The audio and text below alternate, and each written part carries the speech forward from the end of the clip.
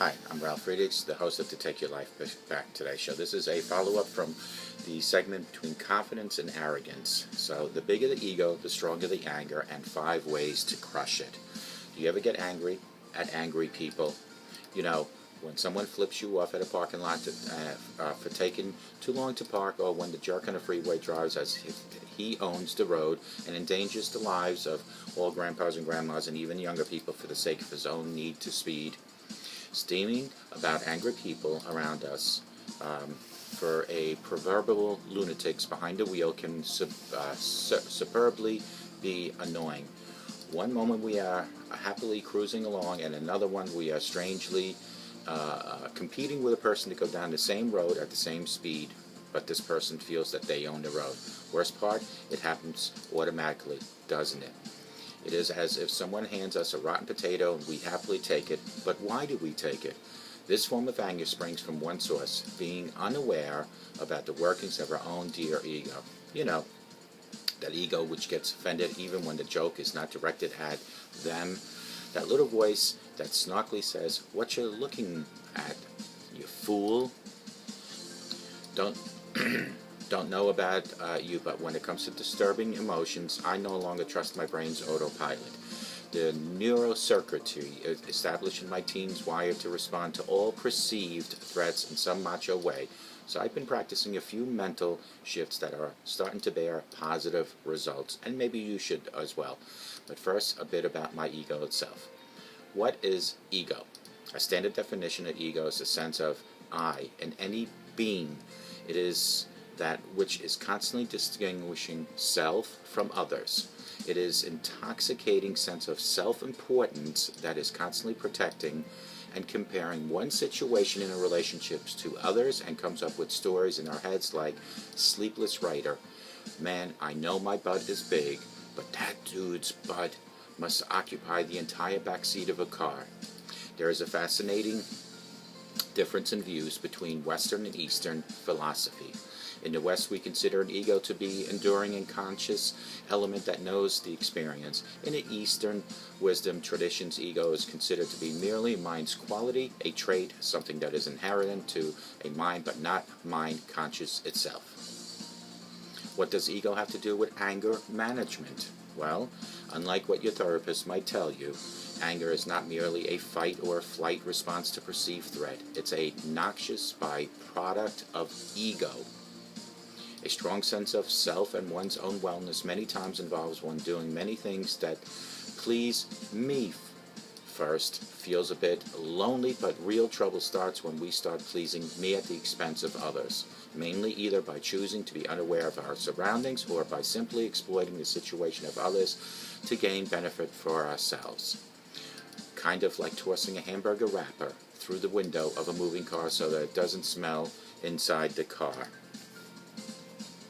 It appears that the bigger the ego, the stronger the anger. The greater the arrogance, pride, to more violent the anger.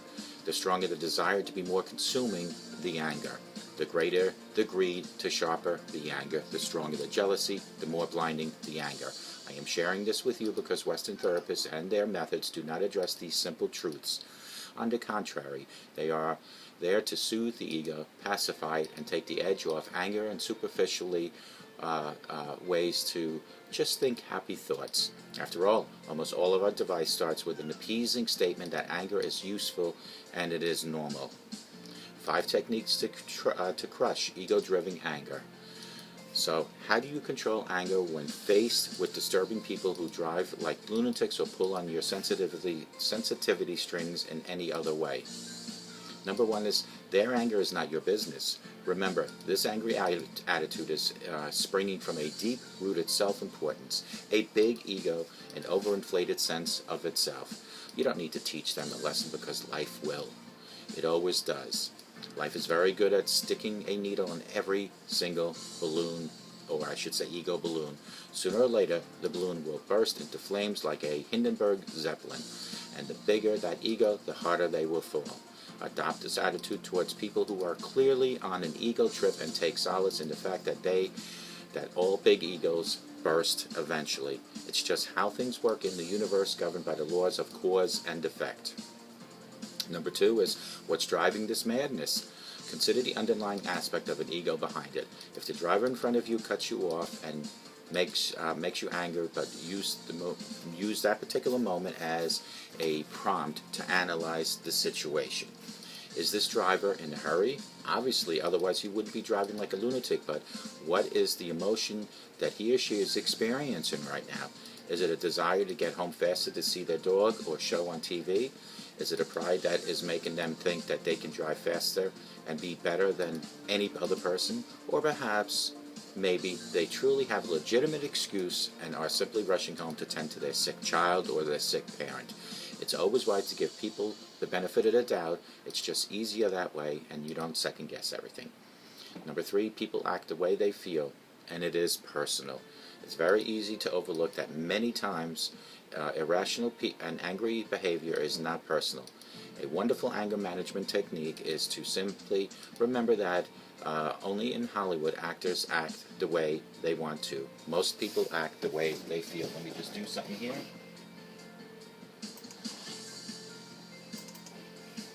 I wanted to get that up there so you guys get to see that.